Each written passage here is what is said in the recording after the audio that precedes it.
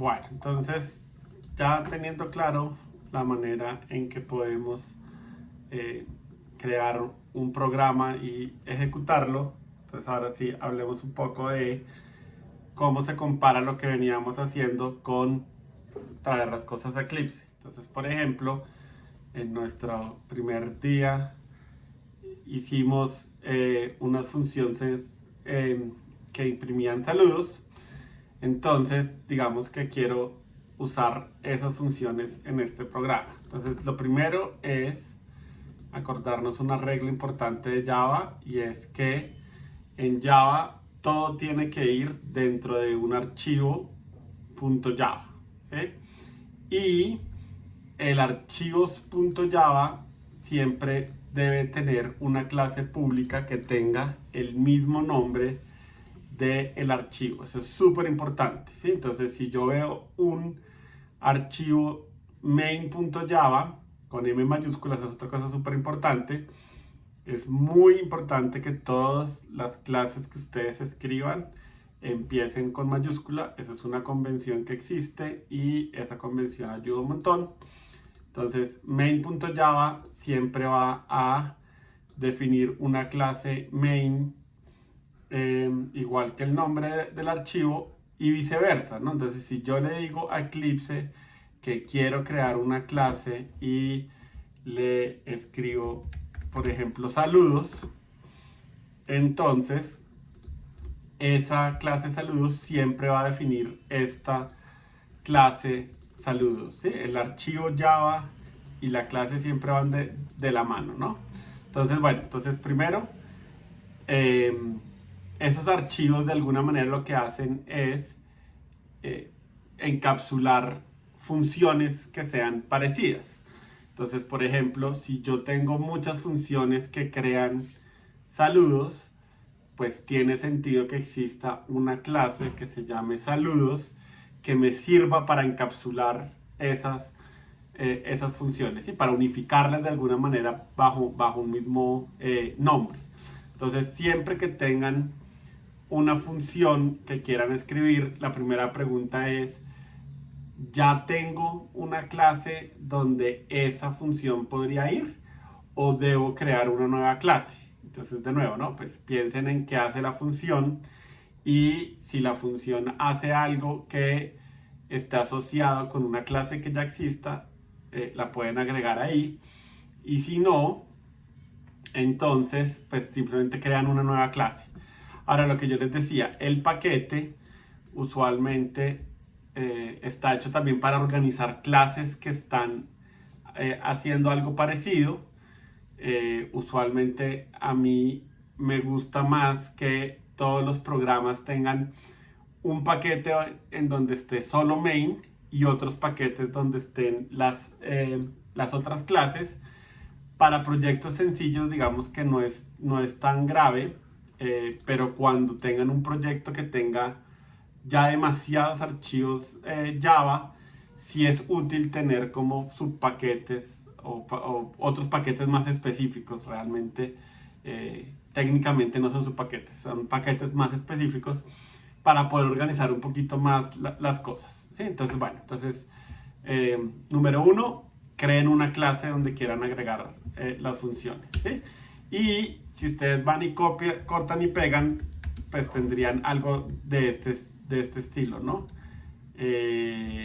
A quien return string.format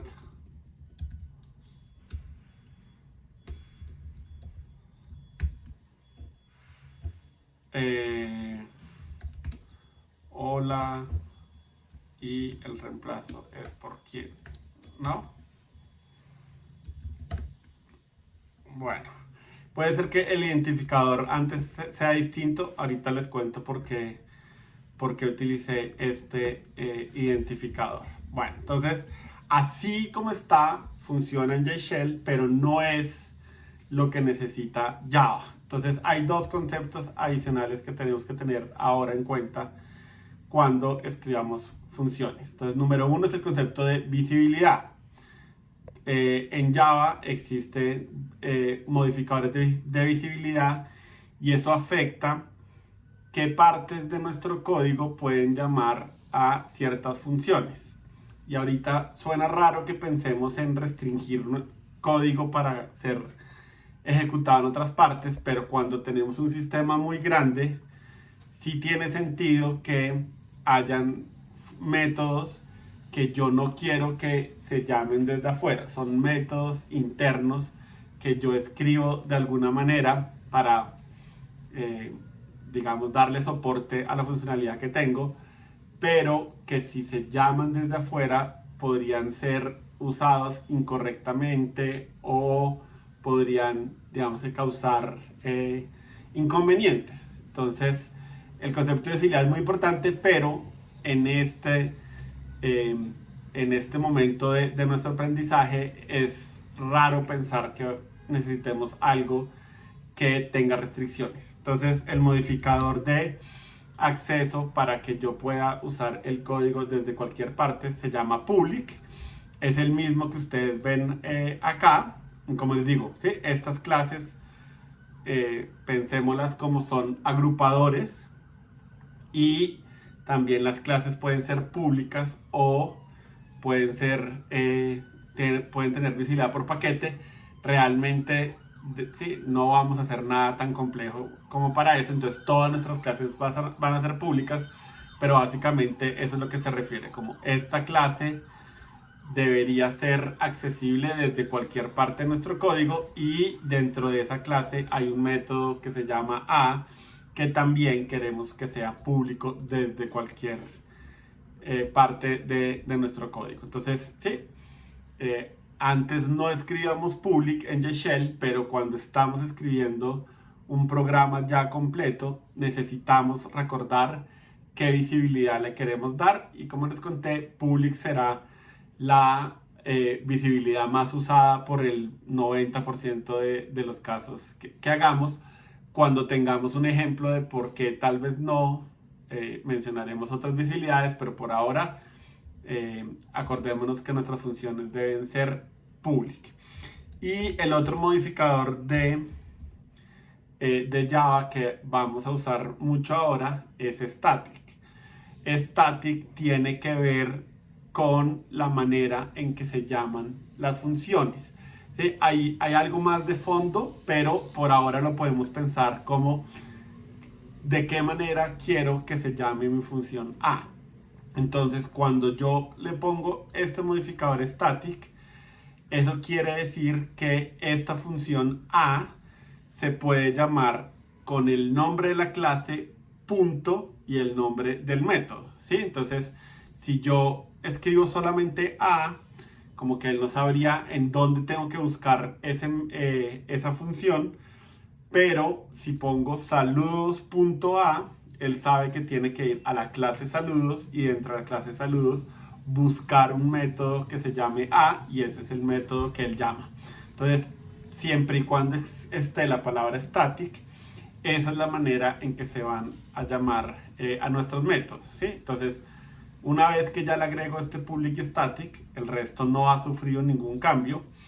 Puedo ir aquí a main y decirle que quiero imprimir a la pantalla, y ahorita hablamos un poco de esto también.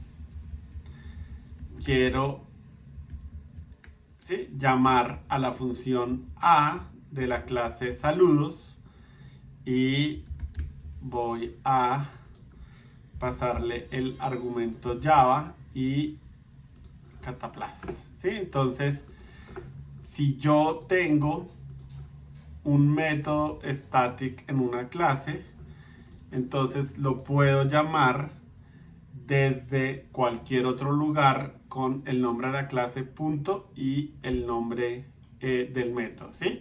Entonces ahora ya pueden las funciones que hayan hecho, crearles una clase, meterlas, y otra vez, ¿no? Traten de agruparlas un poco, ¿no? Entonces hemos hecho funciones que han tenido que ver con operaciones matemáticas. Entonces tal vez pueda haber una clase que se llame como aritmética, y ahí pueden meter todo lo que tenga que ver con aritmética. y hemos hecho ejercicios que tienen que ver con como pesos planetarios. Entonces pueden poner un paquete eh, que se llame como, no sé, como cálculos y una clase que se llame como pesos en planetas. No sé, digamos. Pero lo importante es eso, ¿no? Que sepan un poco cómo pasar todo el código que han hecho al código nuevo y ahora en adelante cuando vayan a hacer un código, una función, pues que sepan dónde colocarla, ¿sí? En el material no van a ver que en los ejemplos de código hable de public y static de alguna manera porque sería redundante, ¿sí? Por ahora siempre que hagamos funciones van a ser public y static, entonces el material no lo copia. Bueno, y lo otro que les iba a decir era esto, ¿no? Entonces, en Java, cuando estoy en un programa, no en JShell, cuando estoy en un programa, si yo llamo a una función y ejecuto el programa, pues eso no hace nada, ¿sí? Porque de alguna manera no le dije al programa que quería que lo pusiera en la terminal. Entonces, para hacer eso, necesito usar system.out y system.out se refiere a la salida estándar del computador. La salida estándar del computador suele ser la terminal, punto, y hay un método que tiene ese system.out que se llama println, que lo que yo le ponga, ¿sí?, lo imprime la pantalla y termina con un salto de línea. Entonces, si se dan cuenta, el cursor siempre queda después de lo que imprimí porque usé la versión que termina en LN. Hay una versión que no termina en LN que deja el cursor ahí nomás. Entonces, si yo quiero ver que imprime una función, pues simplemente eso, ¿sí? A lo que retorna se lo mando a println y eso ya hace que yo pueda ver en la terminal lo que esa función devolvió. También podrían atraparlo en una variable y mandan la variable. Entonces, bueno, eso ya es como cuestión de gustos, pero bueno. Entonces, esa es la manera en que pueden traer sus funciones, correrlas, ver que estén funcionando correctamente y sí, tener como la interacción que teníamos con JShell, pero pues ahora en el IDE como un programa más grande de lo que estábamos haciendo en JShell. Entonces, bueno, todavía quedan unas pocas cosas sobre cómo traer el código y cómo trabajar con código más amplio, pero esta es como la introducción.